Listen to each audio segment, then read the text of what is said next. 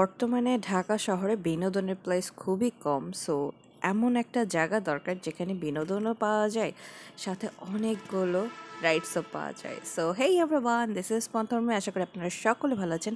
আজকে আমি, আপু, ভাইয়া, সাইশান সবাই মিলে চলে যাচ্ছি বসুন্ধরা সিটিতে টগে ফান ওয়ার্ল্ডে। যেহেতু আমিও গেম অনেক পছন্দ করি, সাইশান অনেক গেম পছন্দ করে, তার জন্য আমরা সবসময় এমন জায়গা চুজ করি যেখানে গেমস খেলা যায়, রাইড শেয়ার করা যায়।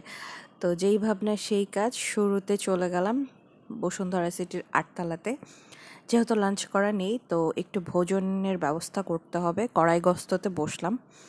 কড়াইগোস্ত থেকে ভাইয়া নিল কড়াইগোস্ত গরুর, আর আমরা নিলাম ফ্রাইড রাইস।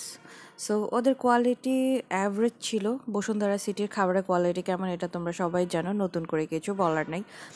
এরপরে যেই ভাবনা সেই কাজ, চলে গেলাম মেইন টগি ফান ওয়ার্ল্ডে। টগি ফান ওয়ার্ল্ডে ঢুকেই এত সুন্দর এনভায়রনমেন্ট, মানে এতগুলো বাচ্চাদের ছোট ছোট খেলনার জায়গা। লাইক দেখো, পুরোটা ঘুরে এত সুন্দর করে ওরা থিমভাবে ডেকোরেশন করেছে। সাইশান তো মহা খুশি, সাইশানের পাশে মনে হয় আমিও মহা খুশি। ইভেন যারা গার্ডিয়ান থাকে বাচ্চাদের সাথে, তারাও মহা খুশি হয়ে যাবে এই ধরনের এনভায়রনমেন্ট দেখে। সো ওদের যে প্যাকেজ আছে সেই প্যাকেজে আমরা এই ধরনের অনেকগুলো রাইড নিলাম। সাইশান যদিও ছোট, পারে না, বাট ও অনেকটা এনজয় করছিল। সো ওকে গাড়ি চালানো শেখাচ্ছিলাম। ও একলা একলা কতক্ষণ গাড়ি টাড়ি চালানো শেষ করে এরপর চলে গেল এই গেমটা। ও নর্মালি ঢোলবাড়িতে পছন্দ করে, সেটা করছিল। এরপর আস্তে আস্তে ওদের না এই স্পিডটা আমার খুব ভালো লেগেছে। একদম আস্তে একটা স্পিড দিয়েছে যেন বাচ্চারা পড়ে না যায়, অ্যান্ড সাথে যদি কোনো গার্ডিয়ান থেকে ম্যানুয়ালি কন্ট্রোল করতে পারে। আর সাইশান এটা সবচেয়ে বেশি অ্যাস্ট্রোগার্ডের পছন্দ করছিল। খুব স্মুথ ওয়েতে উপরে উঠছিল, নিচে নামছিল। আমরা শুরুতে ভেবেছিলাম ও ভয় পাবে, বাট না, বান্দা একটুও ভয় পায়নি। এরপর বাস্কেটবল ছিল, যেটা ওর মোস্ট ফেভারিট বল খেলা। ও যদিও এটার জন্য ছোটোর আরেকটু বড় হওয়ার দরকার ছিল, কিন্তু এইটুকুতেই ও মাশাআল্লাহ যথেষ্ট এনজয় করছিল।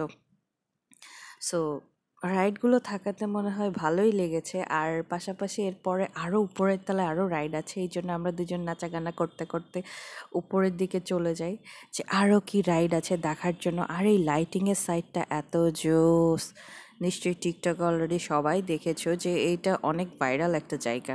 পরে গিয়ে দেখি আরও রাইডস আছে, কিন্তু সেগুলো খেলার জন্য সাইশানকে আরও একটু বড় হতে হবে। তাই ওর জন্য যেটা দরকার আমরা সেটাই খুঁজছিলাম যে ও আর কি খেলতে পারে। তো গিয়ে দেখলাম যে না, এখানে খেলনার কিছু জায়গা আছে। এই বেঞ্চটাতে এই আপুটা গাইড করছিল বাচ্চাদেরকে, ওরা গাইড করার জন্য একজন হেল্পিং হ্যান্ড রেখেছে। এটা খুবই ভালো। যদিও সাইশান শুরুতে ভয় পাচ্ছিল, বাট এরপরে ও অ্যাডজাস্ট হয়ে যায়। ওকে একবার দেখানোর পরে ও সুন্দর মতো নিজেই বেয়ে বেয়ে উঠে। ফার্স্টে শুরুতে ভয় পাচ্ছিল কিভাবে কি করবে বা যাবে কি না।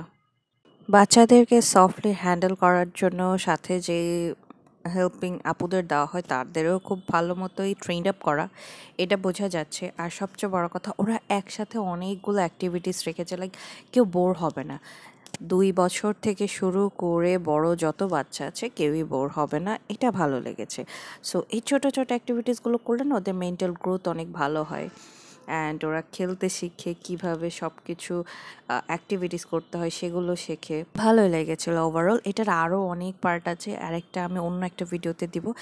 আজকে বেশি একটা বড় করব না, আর এইটুকু রাখবো, কারণ অনেকগুলো রাইড আছে, সেগুলো পার্ট 2 দিয়ে দিব। এখান থেকে আমরা চলে যাই টিএসসিতে, সেইটারও আরেকটা ব্লগ হবে। সো গাইস, আজকে আসছি, আবারও দেখা হবে নতুন কোনো ব্লগে। টাটা।